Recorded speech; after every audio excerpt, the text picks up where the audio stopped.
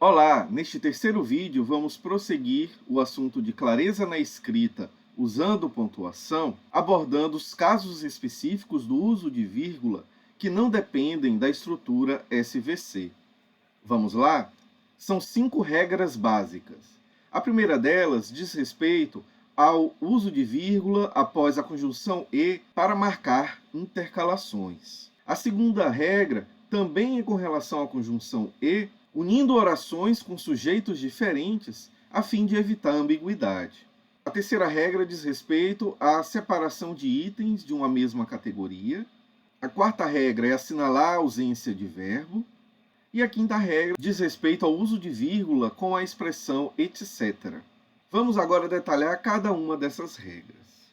Quando temos duas orações ligadas pela conjunção e desejamos intercalar um termo acessório entre a primeira e a segunda oração, devemos utilizar um par de vírgulas para poder introduzir o termo acessório e depois encerrar a participação desse termo acessório na intercalação entre as duas orações. Vamos ver um exemplo?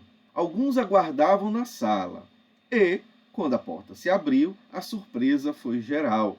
Este exemplo, que a gente tirou do livro da Inês Saltuque, contém duas orações. Alguns aguardavam na sala e a surpresa foi geral. Porém, entre uma oração e a outra, introduzimos este termo acessório, quando a porta se abriu. Por isso, nesse caso, tivemos que usar um par de vírgulas. Um após a conjunção e para apresentar o termo acessório e uma outra vírgula após o final do termo acessório para marcar que ele foi encerrado. Falou demais e, nos dois encontros, não convenceu ninguém. Mais uma vez, um par de vírgulas foi usado para intercalar falou demais e não convenceu ninguém. O segundo caso diz respeito à situação em que temos duas orações ligadas com a conjunção e, mas com sujeitos diferentes. Nessas situações, nós podemos confundir o sujeito da segunda oração como se fosse um dos complementos da primeira oração. Vamos ver um exemplo para ficar mais claro? O primeiro da fila recebeu o formulário e outras senhas foram distribuídas aos demais. Quem é sujeito, verbo e complemento em cada uma dessas orações? Na primeira oração, temos o primeiro da fila, o sujeito, recebeu o verbo, o formulário e o complemento. Outras senhas é o sujeito da segunda oração, foram distribuídas verbo aos demais complemento. Caso não houvesse essa vírgula, a gente poderia inicialmente interpretar o seguinte, que o primeiro da fila recebeu o formulário e outras senhas. Somente depois de terminar de ler a frase, a gente revisaria essa interpretação e perceberia que outras senhas não é o objeto da primeira oração, e sim o sujeito da segunda oração. Para evitar este trabalho de reinterpretação do nosso cérebro, nós devemos colocar essa vírgula antes da conjunção e, porque ela deixará claro que se tratam de orações diferentes e assim evitará essa ambiguidade.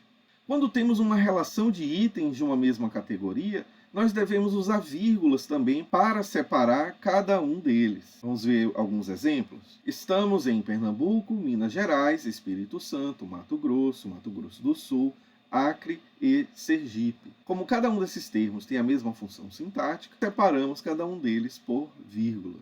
Da mesma forma aqui, o Centro de Pesquisa e Desenvolvimento da MC² tem foco em Big Data, principalmente relacionado à aquisição, análise, colaboração, vida útil e visualização de dados gerados para a indústria de petróleo e gás. Outra situação em que devemos utilizar vírgulas é para assinalar a ausência de verbo. Veja só este exemplo. No céu, muitas nuvens. Aqui o verbo há de haver está subentendido, não é necessário grafá-lo. No entanto, para marcar a sua omissão, nós colocamos essa vírgula aí. Você fará a coleta e ele a contabilização. Esta segunda vírgula está marcando a omissão do verbo fazer. Esse verbo já foi dito antes, não é necessário repeti-lo. Da mesma forma aqui, eu estudei no interior, meu primo na capital. Então, para não repetir o verbo estudar, colocamos esta vírgula após primo, entre o sujeito e o complemento da segunda oração. Por fim, vamos abordar a expressão etc., que causa muita dúvida. Em primeiro lugar, O termo etc. ponto significa uma abreviatura, etc., que é uma expressão de origem latina. A tradução dela para o português significa e os restantes e outras coisas mais. Então, quando utilizamos etc., no fundo, estamos dizendo e outros, e restantes. E, por conta disso, alguns gramáticos recomendam que não se use vírgula antes de etc. Porém, eu acompanho a opinião da Inês Saltuc de se utilizar a vírgula sim antes da expressão etc.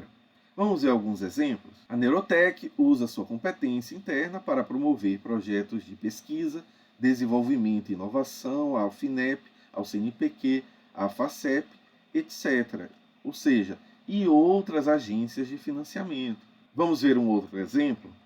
Podem ser dados geofísicos, geológicos, de engenharia, de negócios, etc. Ou seja, e outros tipos de dados.